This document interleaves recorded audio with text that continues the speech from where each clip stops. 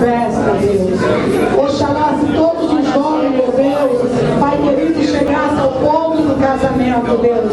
Unge essas alianças, Senhor. Meu Deus, nós queremos te agradecer, Deus, porque, papai querido, olha a preocupação desse jovem, antes de colocar no dedo para ungir, Deus. Isso é ato de fé, isso é ato de amor, Deus. Então não tem como, Senhor, não abençoar o noivado desse. Jesus, assim que eles colocarem essa aliança nos dedos, Pai, que o Senhor, Pai amado, possa estar fazendo uma aliança mais no profundo, que eles venham chegar ao casamento, que eles venham ter, papai querido, um casamento vindouro, Pai, um casamento de exemplo, porque, papai amado, foi o Senhor que preparou, Deus. Então nesta noite, Senhor, unge essas alianças, Deus, assim como nós estamos apresentando aqui perante a tua igreja, o Senhor, Pai amado, está com as mãos estendidas sobre este casal, Pai.